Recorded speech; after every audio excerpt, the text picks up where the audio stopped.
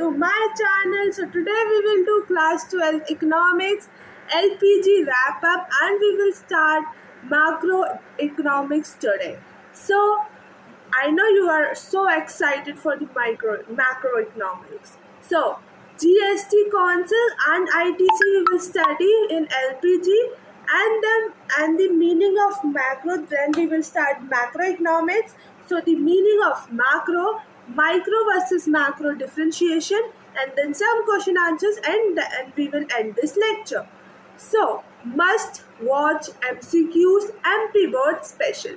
So, without wasting our time, just get started with the LPG wrap up and the beginning of macroeconomics.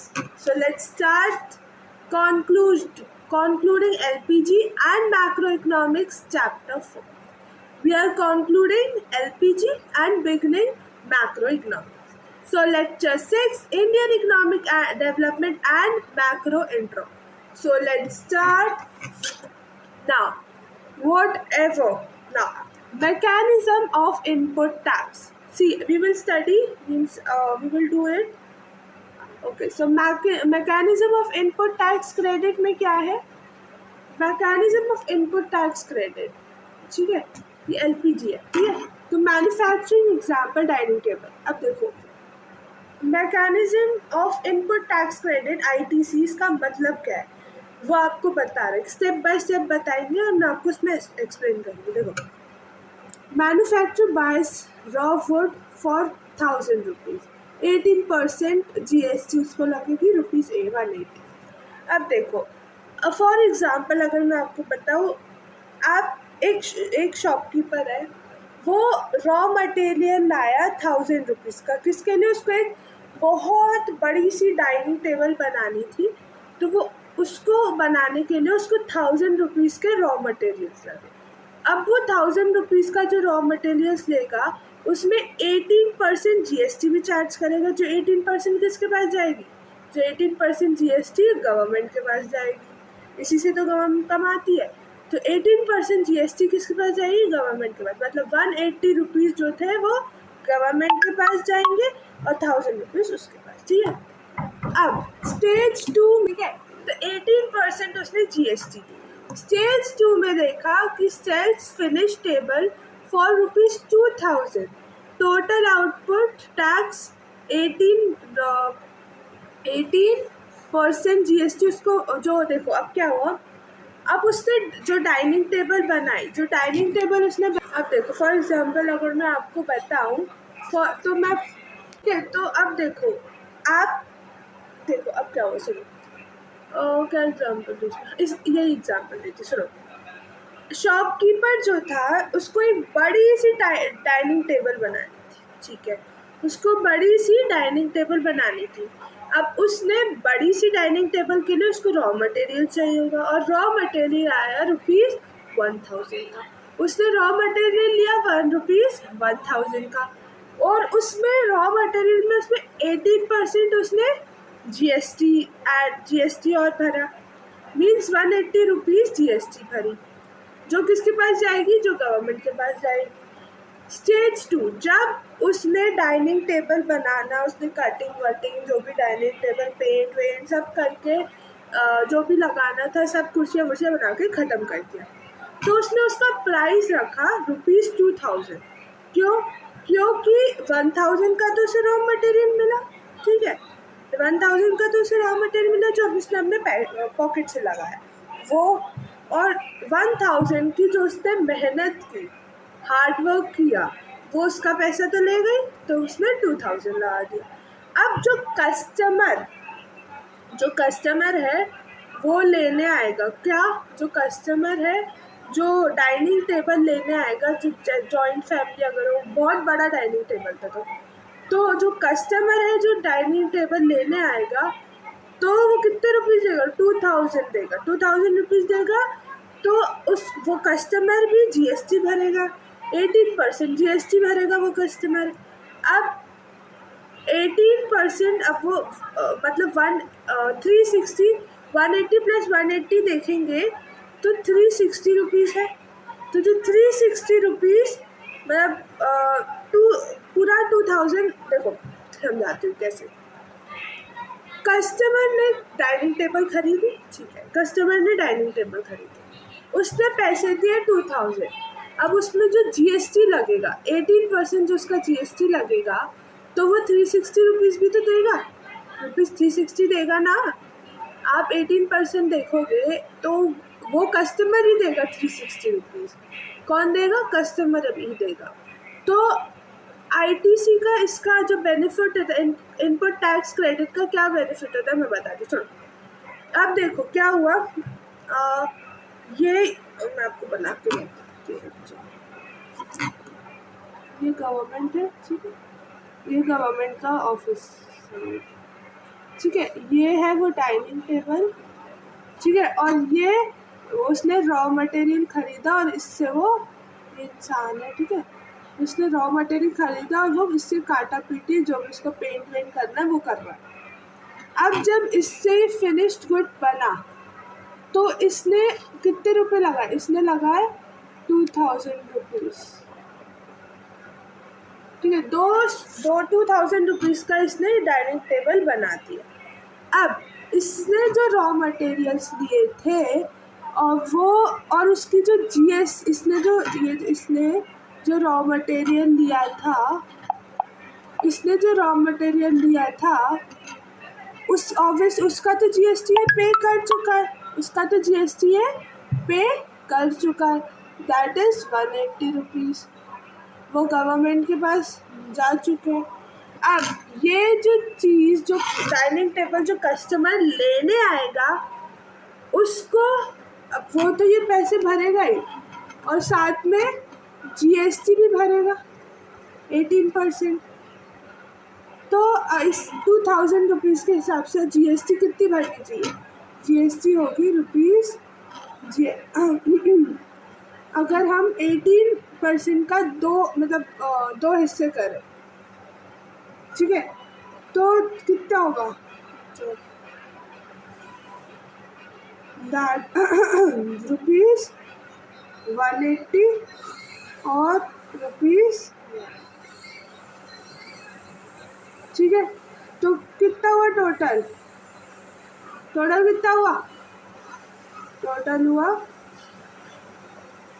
360 का। आपने क्या किया? 360 का आपने जब उसको खोला तो 180 प्लस 180 हुआ रुपीज़ 360। जब आपने तोड़े तो 180 प्लस 180 हुआ। अब जो 180 रुपीज़, ये थोड़ा हौच-पौच हो गया, जो 180 रुपीज़ वो पहले ही गवर्नमेंट को जीएसटी के फॉर्म में दे दिया है, अब वो वापस तो देगा नहीं, तो वो एक 180 तो उसके पास ही रहेगा। जो हमने जो 360 रुपीज़ तोड़े थे, तो वो एक 180 है, जो एक उसकी 180 तो उसके पॉकेट में गया, वो जिसने बनाया, शॉपकीपर ने बनाया था, तो वो एक उसके पॉकेट में गया। और दूसरा जो है ये 180 जो है ये किसके पास गया? ये गवर्नमेंट के पास गया। ये किसके पास गया? ये गवर्नमेंट। तो गवर्नमेंट के पास भी टोटल रुपीज़ 360 ही आए। इतना समझ में आया? ये जो 180 थे ये उसने पहले ही भर दिए थे। जब उसने रॉ मटेरियल लिया तो उसने ये जीएसटी पहले ही भर दिए थे, ठीक है। और कस्टमर का जीएसटी कस्टमर खुद भरेगा।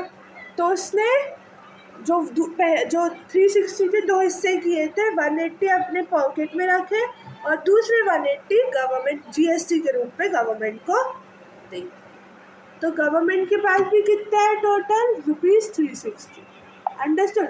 तो ये फ़ायदा होता है। क्या होता है कि जो उसने पहले ही दे दिए हैं 180 रुपीज़ जीएसटी के फॉर्म में, तो वो जो 360 रुपीज़ आए हैं उससे जो 180 रुपीज़ आए वो उसने अपनी पॉकेट में डाले और दूसरे 180 रुपीज़ किसको दिए? गवर्नमेंट को दिए। तो ITC benefit the manufacturer claims credit for the rupees 180 already paid. तो ये क्रेडिट हुआ कि भाई उसने 180 रुपीज़ पहले ही पे कर चुके हैं। जो उसने रॉ मटेरियल लिया था, तो रॉ मटेरियल पे जो जीएसटी लगा था वो 18% उसने पहले ही पे कर चुका है, अब ये दूसरे 18% है और एक 18% इसने अपने जेब में रख दिया, क्योंकि इसने पहले ही पे कर दिए थे। समझ में आया? अंडरस्टूड? नेट टैक्स पेएबल, देखो नेट टैक्स पेएबल बताओ, ₹360 आउटपुट, 360 आउटपुट, ITC 18%, तो ITC 18% है तो 180 रुपीज़ इज इक्वल्स टू ₹180। ठीक है, जो मैंने समझाया वही है, कोई अलग वो नहीं है। ठीक है, ये है GST, input tax credit under GST। Understood? अगर कभी देखना, देखो अब मैं आपको रियल लाइफ सिचुएशन दी, ये रियल लाइफ ही सिचुएशन दी। अब देखना कि अगर आपके पेरेंट्स कभी क्या लेने गए, या अगर फॉर एग्जांपल सुन लो, आपके पेरेंट्स लेने गए बेड, है ना, या डाइनिंग टेबल ही मान लो, आपके पेरेंट्स बहुत बड़ा डाइनिंग टेबल, आपके पेरेंट्स का डाइनिंग टेबल है। अब वो डाइनिंग टेबल पड़ रहा है 2000 रुपीज़ का। 2000 रुपीज़ का क्यों पड़ा? क्यों? क्योंकि उसने रॉ मटेरियल, आई थिंक, हाँ मैं एग्जांपल दे रही थी। देखो क्या हुआ, आपके पेरेंट्स गए मान लो डाइनिंग टेबल लेने, ठीक है, तो वो जो डाइनिंग टेबल लिया आपके पेरेंट्स ने, वो जो बंदा जिसने वो डाइनिंग टेबल बनाई, वो रॉ मटेरियल, अगर मान लो 1000 रुपीज़ का रॉ मटेरियल लगा, उसमें उसने GST भरा, उसने GST भरा 18%, मीन्स 180 रुपीज़ उसने GST भरा, तो 180 रुपीज़ किसके पास गए? गवर्नमेंट के पास गए। अब जब उसने अपना काम ख़त्म करके वो डाइनिंग टेबल बहुत अच्छे से पेंट वेंट करके सब कर दिया, कुर्सियाँ वुर्सियाँ कर दी, अब जब उसका रेट रखने जाएगा तो वो रॉ मटेरियल जितना उसके पॉकेट से पैसा निकला, मतलब 1000 रुपीज़ जो उसके पॉकेट से निकले वो रॉ मटेरियल, और जो उसका हार्डवर्क, जितना उसने हार्डवर्क उस पर लगाया उसके हिसाब से वो पैसे लेगा। तो मतलब 1000 रुपीज़ वो मतलब और लगा दिया, मतलब उसने 2000 ले लिए। अब जो फैमिली आएगी उसको लेने, मतलब जो उस डाइनिंग टेबल को लेने, जो भी फैमिली आएगी, जो भी कस्टमर आएगा उस डाइनिंग टेबल को लेने, वो 2000 रुपीज़ तो पे करेगा ही, ऊपर से वो 18% GST और देगा। ठीक है, तो वो 360 रुपीज़ और देगा। तो अगर हम 360 रुपीज़ को टुकड़े करें तो 180 हो गए। अब जो 180 रुपीज़ हो गए, तो 180 तो उसने ऑलरेडी दिए हुए थे जब उसने रॉ मटेरियल लिया, तो 180 तो उसने ऑलरेडी दिए हुए थे।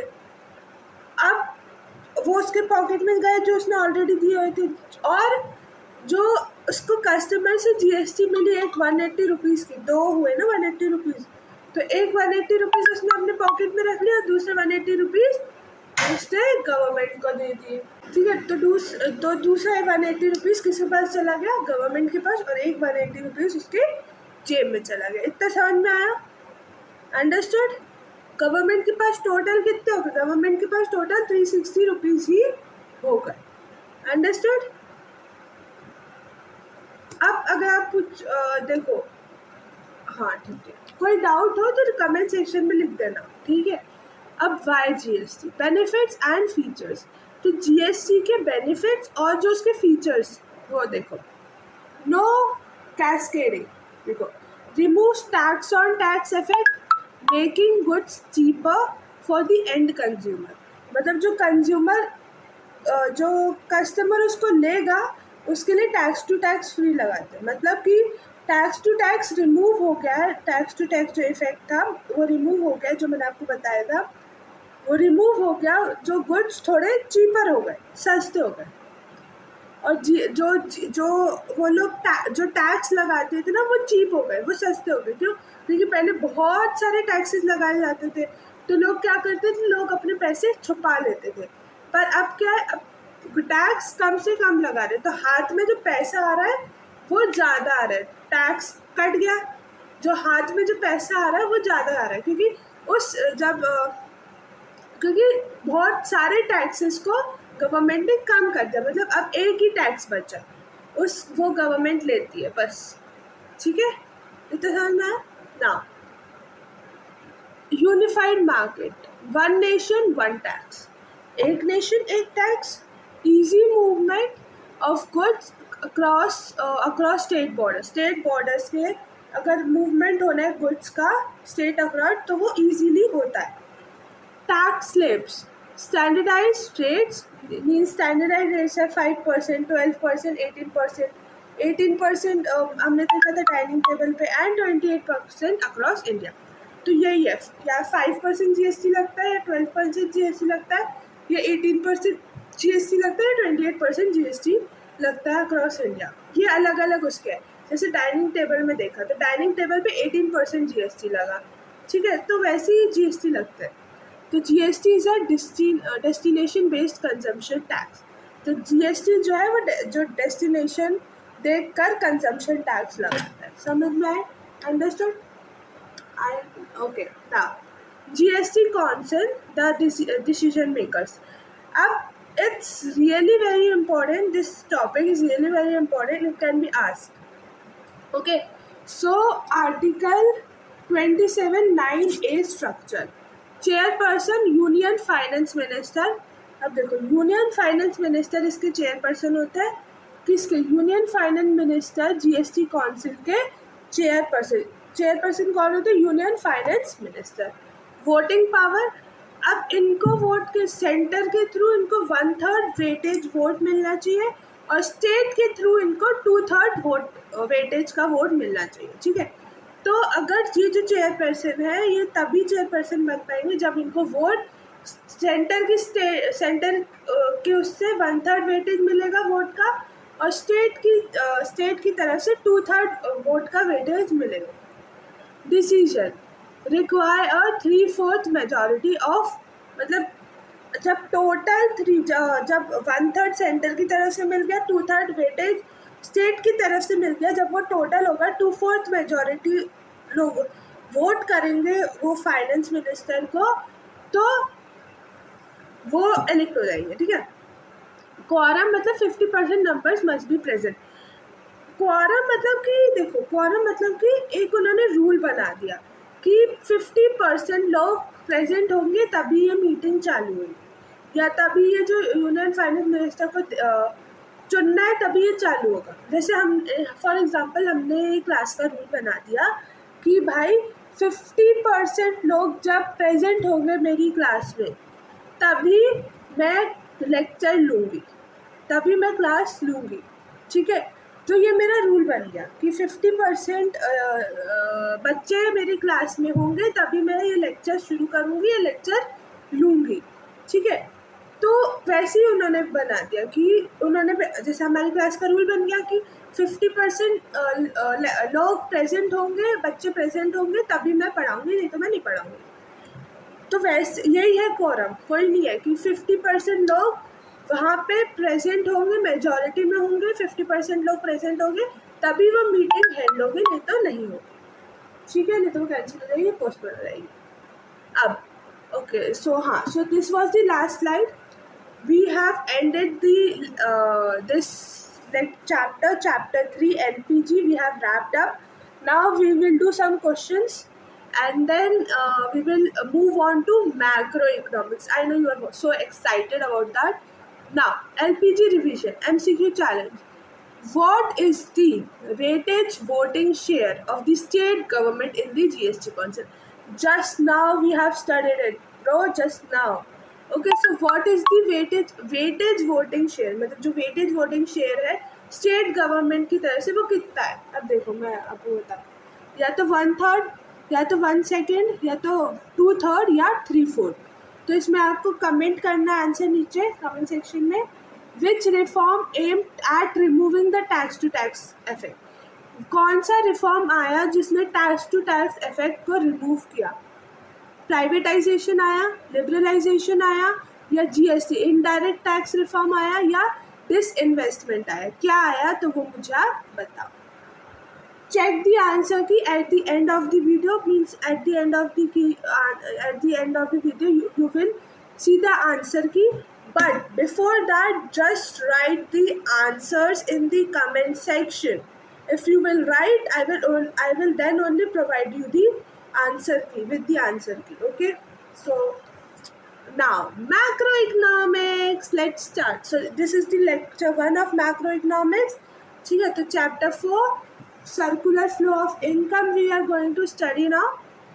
Now, what is macroeconomics? See, you have studied this in class 11. Microeconomics we have studied ना. हाँ, जो MP बोर्ड में है तो they were studying now. You have studied, I think so, chapter 1. हाँ, मैंने चैप्टर 1 करवा दिया ना मैक्रो इकोनॉमिक्स से, तो हमने ये पढ़ा था ना मैक्रो इकोनॉमिक्स क्या होता है. What is macro economics? देखो, हमने डिफरेंशिएशन किया था ना मैक्रो इकोनॉमिक्स का. माइक्रो और मैक्रो के बीच में मैंने आपको डिफरेंशिएट बताया था कि अब देखो, हमने देखा कि origin and meaning derived from the Greek word macros which means large. वो माइक्रो से निकला, माइक्रोस से निकला था या मैक्रोस से निकला? जो माइक्रो इकोनॉमिक्स है वो माइक्रोस वर्ड था उससे निकला है. उसका मीन्स, उसका मतलब छोटा. और ये जो अभी हम मैक्रो इकोनॉमिक्स पढ़ रहे हैं वो मैक्रो वर्ड से निकला है, उसका मीन्स लार्ज. क्या है? लार्ज. तो डेफिनेशन अगर हम देखें तो the branch of economics that studies economic problem or performance at the level of economy as a whole. Key tools, aggregate demand and aggregate supply. अगर हमने, आप लोगों ने ध्यान दिया होगा चैप्टर 1 जो मैंने माइक्रो इकोनॉमिक्स का पढ़ाया है उसमें मैंने बताया कि macro economics is that part of the economic theory which studies the aggregate units of an economy as a whole. हम पूरा पढ़ते हैं. क्या पढ़ते हैं? Micro economics is that part of the economic, sorry, macro economics is that part of the economic theory which studies aggregate units of an economy as a whole. ठीक है, तो इसमें की टूल्स क्या है? और जो माइक्रो इकोनॉमिक्स में की टूल्स क्या थे? Demand and supply. और इसमें क्या है मैक्रो इकोनॉमिक्स में? Aggregate demand and aggregate supply. Understood? Now let's move on. Okay, so differentiate between micro versus macro. Micro और मैक्रो के बीच में डिफरेंशिएशन कर रहा है. High probability question for board exam. This is very high probability question. This can be asked in your board exams and UT1 and UT2. ठीक है, so it can be asked. So let's see. Okay, basics, microeconomics and macroeconomics. Unit of study, individual units और economy as a whole. अब देखो इसमें लिखना microeconomics is that part of the economic theory which studies the individual units of an economy. Individual को पढ़ता है, individual. ठीक है, और मैक्रो इकोनॉमिक्स किसको पढ़ता है? Macro economics is that part of the economic theory which studies aggregate units of an economy as a whole. पूरा पढ़ता है. ठीक है, अब कैपिटल ऑब्जेक्टिव. हाँ, अगर टूल्स हम देखें इसके तो demand and supply, aggregate demand and aggregate supply. Tools क्या है? एग्रीगेट, माइक्रो इकोनॉमिक्स के डिमांड एंड सप्लाई और मैक्रो इकोनॉमिक्स के aggregate demand and aggregate supply. Understood? Now इसका ऑब्जेक्टिव क्या है? ये एम क्या करता है? Price determination of products. ये जो माइक्रो इकोनॉमिक्स सिर्फ बताता है प्राइस डिटर्मिनेशन ऑफ प्रोडक्ट्स. क्या बताता है? Price determination of products. और मैक्रो इकोनॉमिक्स क्या बताता है? Determination of income. ये पूरी देश की इनकम और पूरी देश का एम्प्लॉयमेंट. माइक्रो इकोनॉमिक्स सिर्फ ये बताता है एक इंडिविजुअल की इनकम और इंडिविजुअल का employment, individual factors of products, individual की इनकम और इंडिविजुअल का आउटपुट बताता है. ये पूरा वर्ल्ड की इनकम और वर्ल्ड का एम्प्लॉयमेंट बताए, कितने लोग एम्प्लॉयड है, कितने लोग नहीं, वो पूरा बताएगा. अब देखो माइक्रो इकोनॉमिक्स कहाँ से ओरिजिन है? माइक्रो इकोनॉमिक्स ग्रीक वर्ड से ओरिजिन है जिसका माइक्रोस मीनिंग स्मॉल और मैक्रो किससे निकला है? Macros meaning large. Understood? Now core subjects of macro economics. अगर आपको एग्जाम्पल्स देना है मैक्रो और माइक्रो के बीच में तो आप माइक्रो में क्या एग्जाम्पल दोगे? Input, individual input and individual output. Macro में क्या होगे? National income and national output. Understood? Now National income, calculation of GDP, GNP and NNP at the national level. जो national income जब हम मैक्रो में पढ़ेंगे, कैलकुलेशन GDP का calculation, GNP का calculation, NNP at national level पे पढ़ेंगे. Employment, studying unemployment rates and total labour force dynamics. क्या पढ़ेंगे इसमें? हम ये पढ़ेंगे क्या, स्टडिंग अनएम्प्लॉयमेंट, क्या कितनी अनएम्प्लॉयमेंट रेट है, and total labour force dynamics. Total labour force dynamics banking में पढ़ेंगे, जो RBI का role of RBI, role of central bank RBI and monetary policy control. ठीक है, मॉनेटरी रोल, बैंकिंग के रोल के बारे में पढ़ेंगे, role of central bank RBI and monetary policy control, इसके बारे में पढ़ेंगे. फिर अगर अब चलो रिवीजन करते. दिस इज द आंसर की. How many did you get right? Comment your score in the comment section. तो दिस इज द आंसर. ठीक है, this is the answer. Now thank you. lecture 6 concluded. Master's class by your favorite educator. Next, lecture 7, circular flow equations. We are starting macroeconomics shortly. So don't forget to like, share, subscribe my channel. Bye everyone. Stay happy, stay smiling और पढ़ते रहो, है ना. Do this question answers whatever I have given. And the difference between macro and microeconomics is very important. It can be asked in your boards. Just write it in your copy. And from tomorrow, means today only we have started macroeconomics. So tomorrow we will end the chapter 1. It's really very short, है ना. So we will end it and then move it. Okay, so means national level पे हम income निकालना और ये सब पढ़ेंगे. So I am really very excited to teach you, and I know you are also very excited. So for today I am taking a leave. So bye everyone. Love you all. Bye bye.